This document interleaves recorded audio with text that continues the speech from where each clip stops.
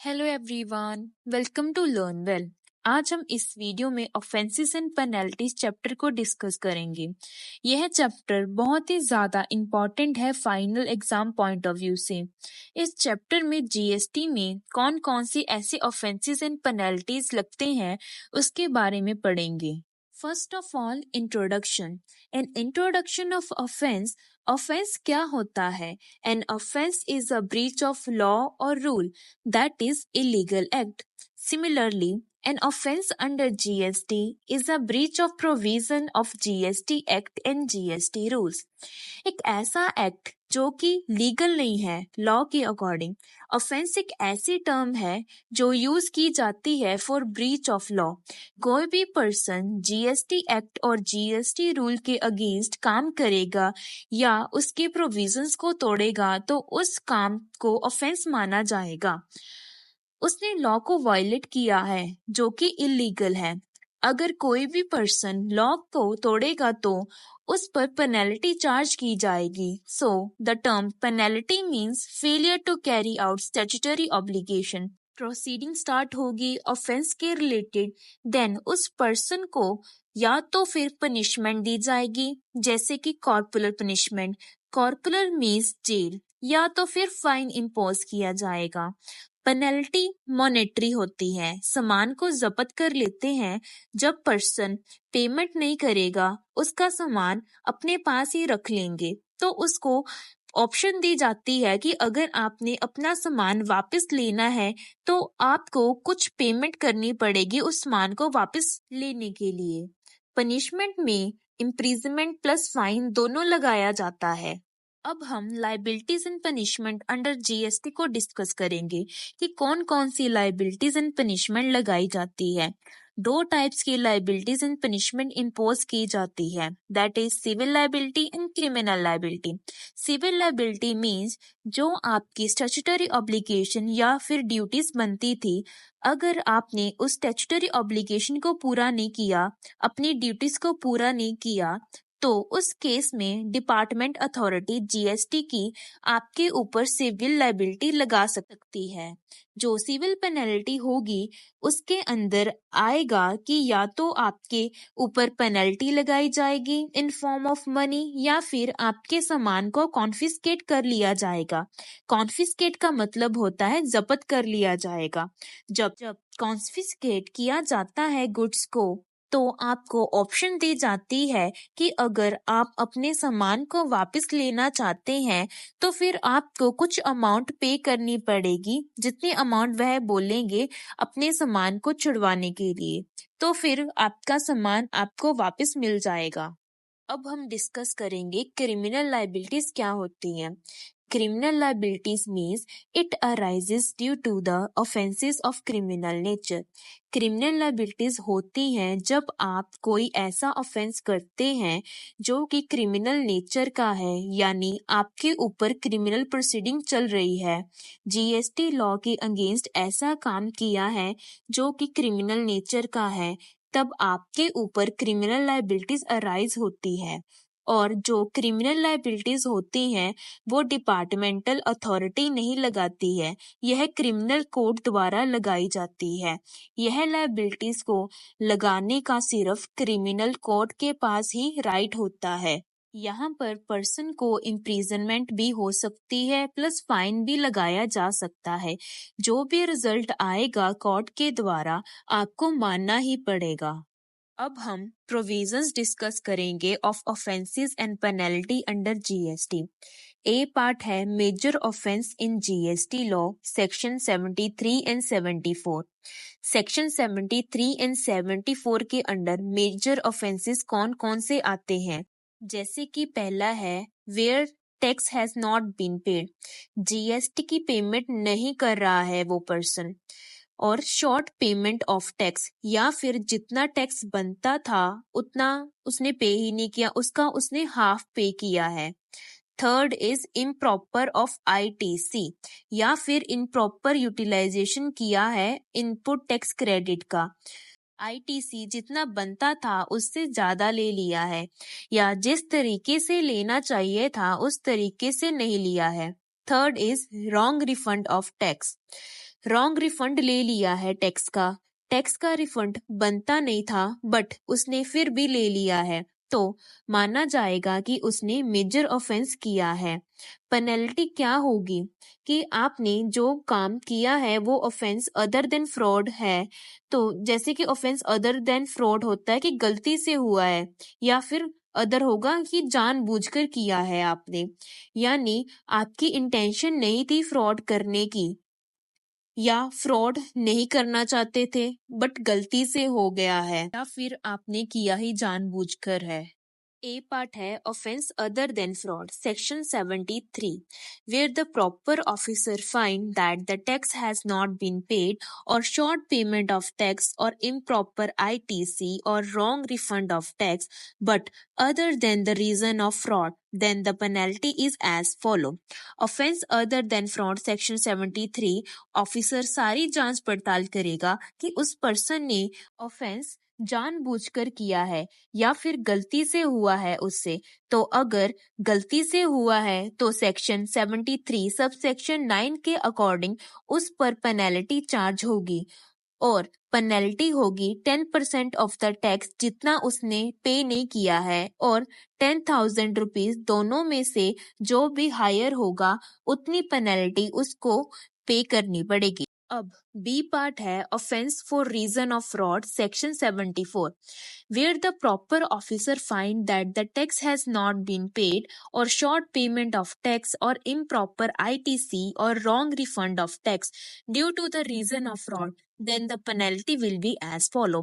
इसमें ऑफिसर ने फाइंड किया कि जो भी उसने ऑफेंस किया है वो जानबूझकर किया है तो पेनल्टी चार्ज होगी सेक्शन 74 सब सेक्शन 9 के अकॉर्डिंग 100% ऑफ द टैक्स जितना उसने पे नहीं किया है और 10,000 रुपीज दोनों में से जो भी ज्यादा हायर होगा उतनी पेनल्टी उस पर लगाई जाएगी या फिर जो भी स्पेसिफाइड किया जाएगा नोटिस में उसको उतना पे करना पड़ेगा। अब हम डिस्कस करेंगे प्रेस्क्राइब्ड ऑफेंसेस अंडर CGST और SGST act under section 122 sub section 1। पहले डिस्कस करेंगे कि क्या क्या ऑफेंसेस आते हैं, देन डिस्कस करेंगे कि क्या क्या पेनल्टीज पे करनी पड़ती हैं। आपको फर्स्ट ऑफेंस आता है कि making supply without or false issue of invoice, where a taxable person supplies any goods or services or both without issuing any invoice or issue of false invoice with regard to such supply. अगर कोई person supply के regarding invoice issue नहीं करता है या फिर गलत invoice issue करता है, गलत बिल बना कर देता है तो माना जाएगा कि उसने ऑफेंस किया है। Second point is issues invoice without supply, where a taxable person issues invoice without the supply of goods and services or both is the violation of this act. Issue invoice without supply का मतलब है उसने bill तो बना दिया है लेकिन कोई सप्लाई ही नहीं हुई है, झूठा बिल बनाया है उसने, तो यह भी ऑफेंस माना जाएगा सेक्शन 122 सब सेक्शन 1 में। Third point is fails to deposit tax to the government, where the taxable person who collect any amount of tax but fails to pay the same to the government beyond the period of 3 months from the date on which such payment becomes due. Fails to deposit tax to the government का मतलब है कि उसने tax को काट तो लिया है लेकिन वो जो टैक्स है जिस दिन उसको पे करना चाहिए था उस दिन को बीते हुए भी 3 महीने से ज्यादा हो चुके हैं और उसने अभी तक गवर्नमेंट को टैक्स पे नहीं किया है। Fourth is suppressed turnover, where taxable person suppressed his turnover to the await the tax. Suppressed turnover का मतलब है कि उस पर्सन ने क्या किया कि अपनी सेल को कम दिखाया अपने टैक्स को बचाने के लिए। Fifth is tampering with the evidence, where a taxable person who tampers with the or destroy any material evidence to the document, कि पर्सन ने क्या किया कि जो भी मटेरियल एविडेंस था उसको डिस्ट्रॉय कर दिया अपने आप को बचाने के लिए, लेकिन ये भी ऑफेंस माना जाएगा। Sixth is failing to maintain books of account. A taxable person who fails to maintain the books of account and other document with the provision of this act failing to maintain books of account में बताया गया है कि person ने गलत account को present कर दिया है उनके सामने अपने टैक्स को बचाने के लिए, गलत इंफॉर्मेशन प्रोवाइड की है ताकि टैक्स को बचाया जा सके। Next, seventh point is utilization of ITC without actual receipt of goods and services, where a taxable person who takes or utilize input tax credit without the actual receipt of goods and services or both, either fully or partially. इसमें क्या होता है कि particular सामान receive होने के बाद ही हम आईटीसी क्लेम मिलता है। तो इसमें बताया गया है कि अगर कोई भी पर्सन बिना गुड्स और सर्विसेज को रिसीव करे बिना ही आईटीसी क्लेम कर रहा है तो इसे ऑफेंस माना जाएगा। अगर यह सारे ऑफेंसेस होंगे तो amount of penalty under section 122 subsection 1 के अकॉर्डिंग क्या पेनल्टी लगेगी, दैट इज 10,000 रुपीज, और जितना उसने टैक्स बचाया है विच एवर इज हाई उतनी पेनल्टी उसे लगेगी।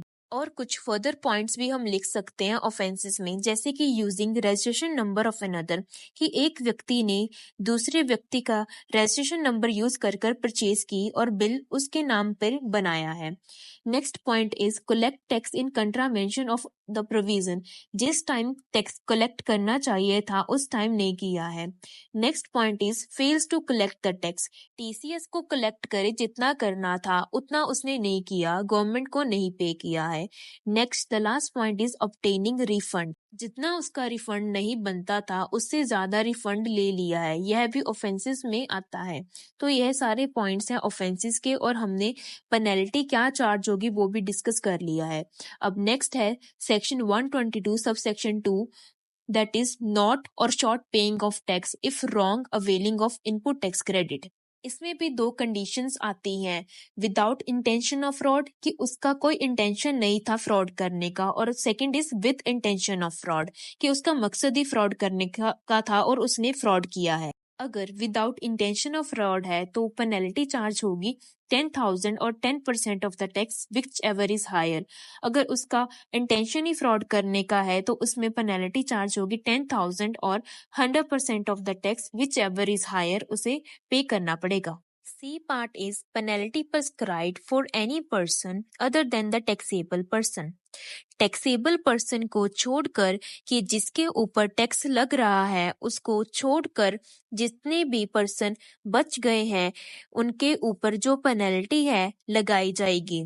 अगर कोई भी पर्सन हेल्प करेगा किसी भी दूसरे पर्सन की तो उसके ऊपर भी पेनल्टी चार्ज होगी, चाहे वो रजिस्टर्ड टैक्सेबल पर्सन नहीं है उसके ऊपर भी पेनल्टी लगाई जाएगी। कब कब उसके ऊपर पेनल्टी लगाई जाएगी?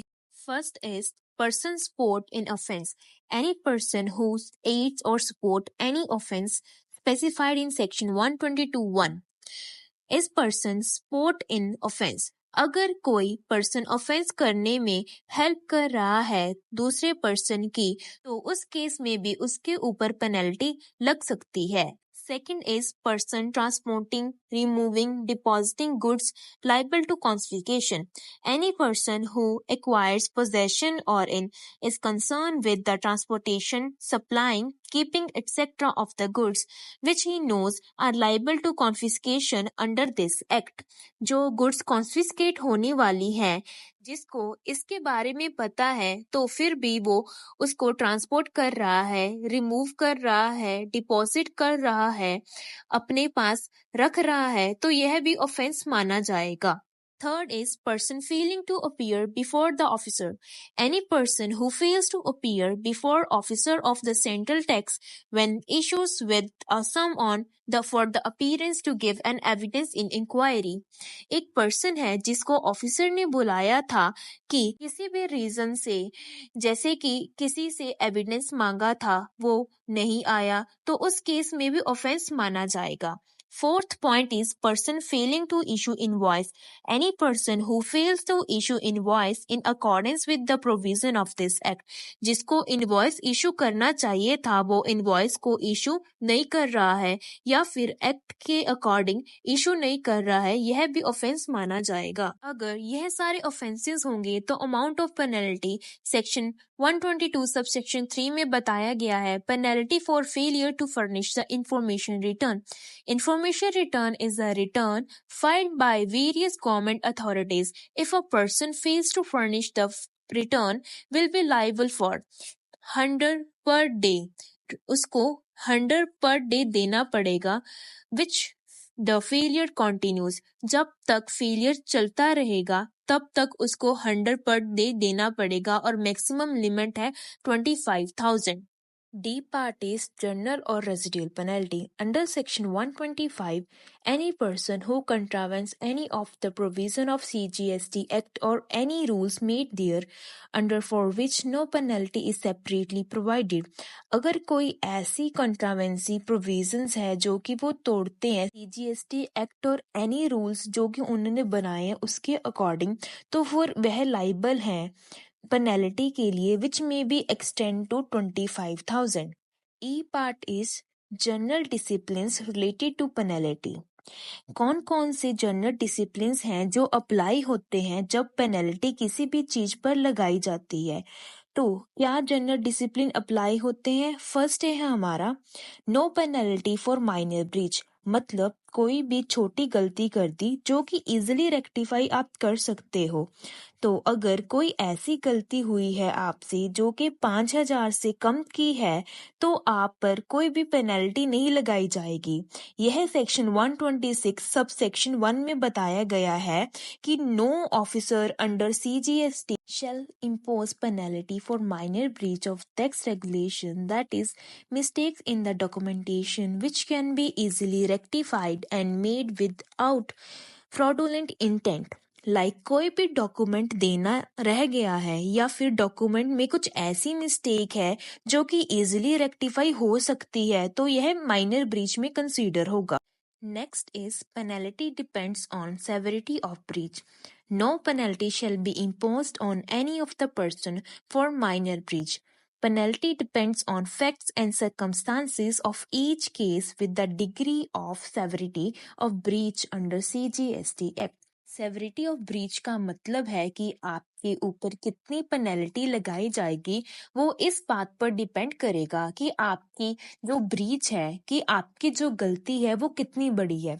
सबके ऊपर सेम पेनल्टी नहीं लगाई जाएगी, यह डिपेंड करती है कि गलती कितनी बड़ी है और उसके अकॉर्डिंग पेनल्टी डिपेंड होगी कि उसे क्या पेनल्टी होगी कि कितनी अमाउंट उसे पे करनी होगी। यह सेक्शन 126 सब सेक्शन 2 में बताया गया है। Next is providing opportunity of hearing under section 126 sub section 3.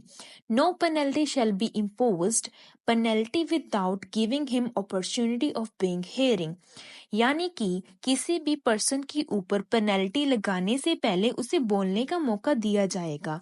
आप सीधा उस पर पेनल्टी नहीं लगा सकते हैं, उसे सबसे पहले मौका दिया जाएगा कि अगर उसकी गलती है तो वो एक्सेप्ट करे, अगर उसकी गलती नहीं है तो आप सुने। Next is lower penalty on voluntary disclosure of the breach under section 126 sub section 5. अगर उनके फाइन करने से पहले ही आप अपनी गलती मान लेते हो तो फिर उस चीज में सजा कम हो जाती है। अगर पर्सन से गलती से भी कोई काम गलत हो गया है तो उसको रियलाइज हो जाता है तो फिर सही करना चाहता है तो वो क्या करता है कि अपनी गलती मान लेता है और सब कुछ सच सच बता देता है।